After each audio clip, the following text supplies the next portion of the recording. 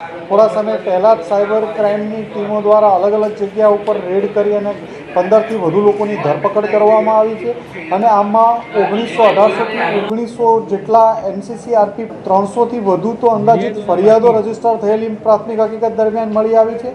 આ તપાસ દરમિયાન police officer, ED, CBI, Supreme Court વગેરે નામની ધમકીઓ આપીને ખોટા લેટરો, ખોટા ઓર્ડરો બતાવી કાકા પાસે અંદાજે ₹1.25 કરોડ, 1 કરોડ 15 લાખ જેટલી વસૂલાત કરી લેવામાં આવી હતી। એમને 15 દિવસ જેટલો સમય જેટલા ડિજિટલ અરેસ્ટ રાખવામાં આવ્યા હતા।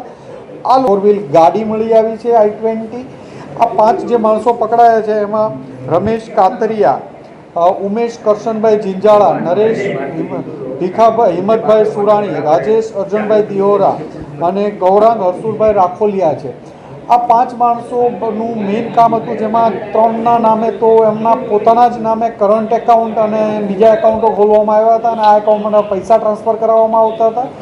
આમનો સાથે એક જે વોન્ટેડ આરોપી છે પાર્થ સંજય ગોપાણી, જે કંબોડિયા છે હાલમાં 6 મહિનાથી, આ ચાઇનીઝ ગેંગો સાથે સંપર્કમાં રહી ઇન્ડિયન અને ચાઇનીઝ ભેગા થઈ અને આ ગેંગ ડિજિટલ એરેસ્ટ સાથે જ સંકળાયેલ છે। આવી રીતે આમના વિરુદ્ધમાં જ અલગ અલગ રાજ્યોમાં 14 રાજ્યોમાં NCCRP પોર્ટલ ઉપર 28થી વધુ કમ્પ્લેનો થઈ છે। મેજોરિટી કમ્પ્લેન ડિજિટલ એરેસ્ટની હોવાની શક્યતા છે। તો ટૂંકા સમયમાં સાયબર સેલ દ્વારા 20થી 25 આરોપીઓને ટોટલ પકડી પાડવામાં આવ્યા છે અલગ અલગ સાયબરના ફ્રોડમાં।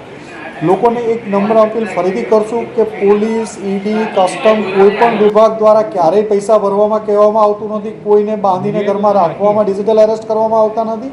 એટલે આવો કોઈ પણ પ્રકારના કોલ આવે તો એ અવોઇડ કરવા।